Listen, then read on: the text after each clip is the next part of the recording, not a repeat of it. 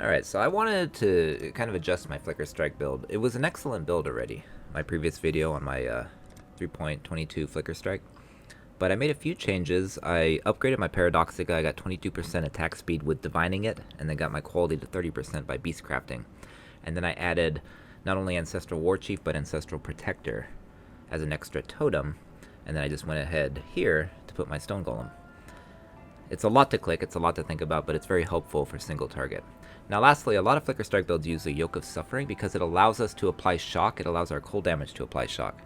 And it allows enemies to take increased damage for each ailment, which is shock, freeze, chill, and sometimes brittle, because of my shield with my setup. Used to use a replica of Dragon Fangs. Instead went with this route. Now this fixed some res problems, but I'll show in a second I had to fix a jewel. I had to replace a jewel. Here's the setup of the main skill.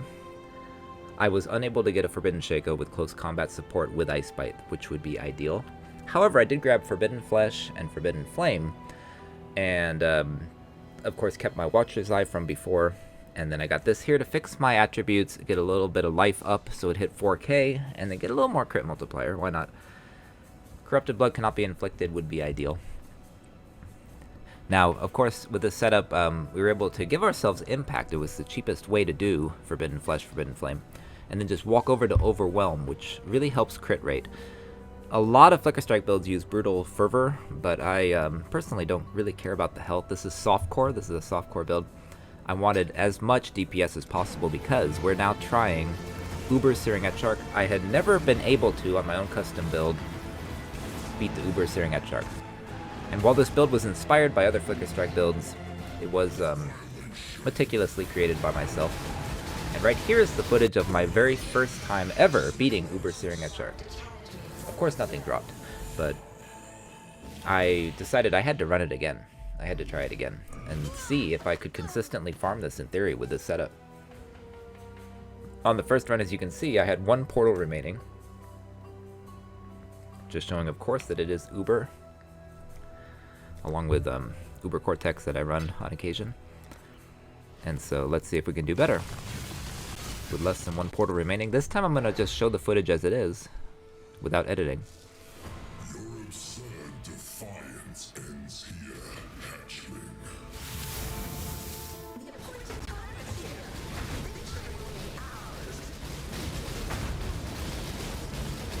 Of course, when you first spawn, when the enemy first spawns up, there's this period of time when they take less damage. So that period of time is now passed. You can see he wasn't taking a whole lot of damage despite my very high DPS, which is something like 75 million. Or even higher, possibly. You know, POE doesn't always show like effects of chill and effects of ailments and shock super accurately. His dinosaur pal is here on the Uber version. You'll see, of course, I take advantage of the best buff in the game called Grace Period. Because this build is not tanky at all. And so I just kind of wait around for these to end.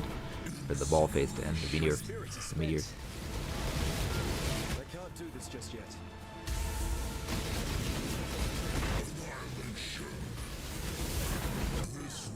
That was very dodgeable, that was a fair death. I could have actually dodged that, but it worked out because here's the Fires of 1,000 Suns. Now if you look here in the corner, I'm letting my rage build up. I wanted to get my rage up because it does two things. Not only does rage give you more damage, but it also allows me to use Berserk. Rage does not build while you're sitting here in Grace Period. For some reason there's two dinosaur pals. I guess they respawn. I never noticed that before. Normally I go after the dinosaur pals, I just kind of ignored them. I was just really targeting the Exarch himself. Didn't care about them. I knew my splash damage might take care of them.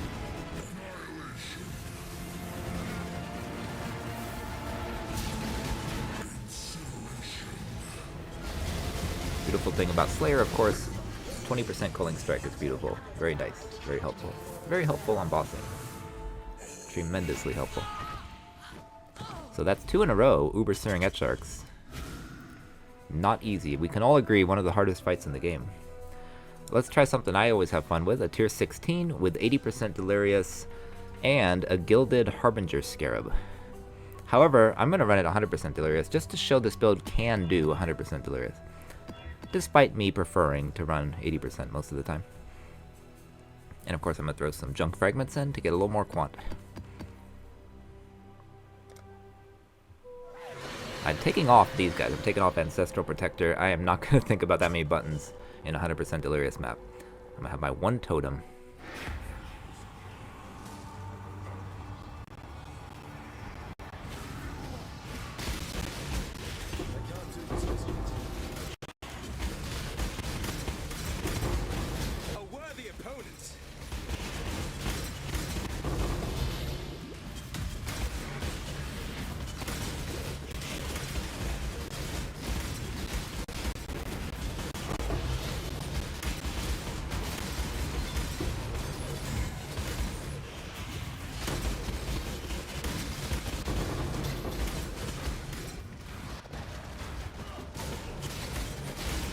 I do like Flicker Strike. Back when I was doing my tournament polls, I didn't know about Flicker Strike. I had never played it, but I'm one of the Flicker boys now. Brands and Flicker Strike. I love it. I'm a Flicker. I'm a Flicker fan for sure.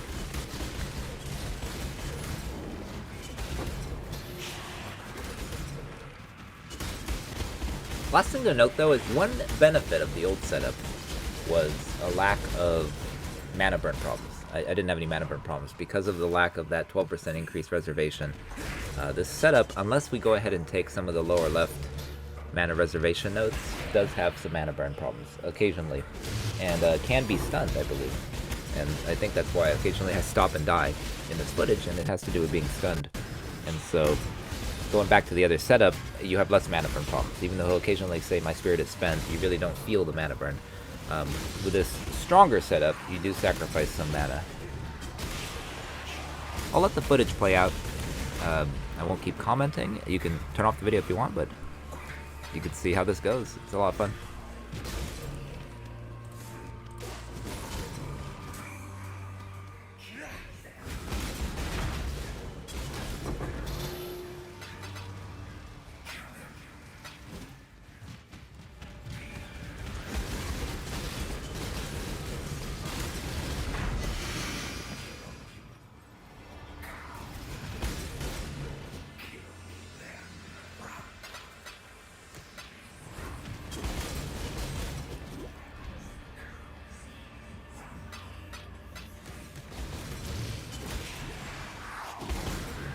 Do this just yet.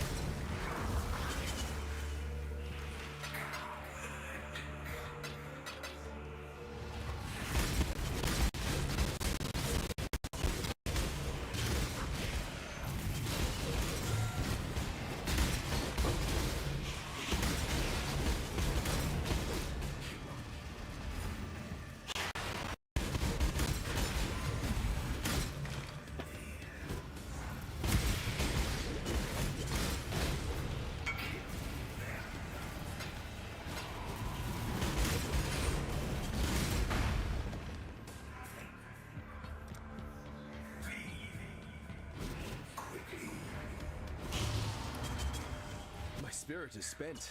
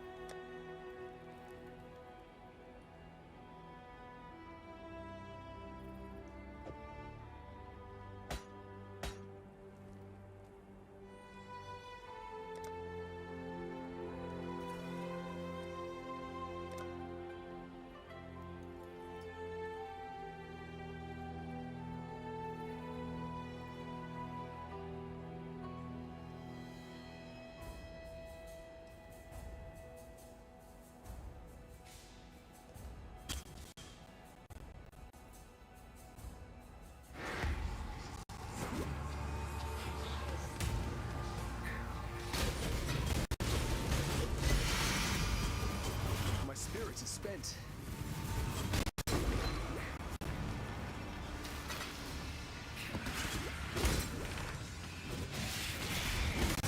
I can't do this just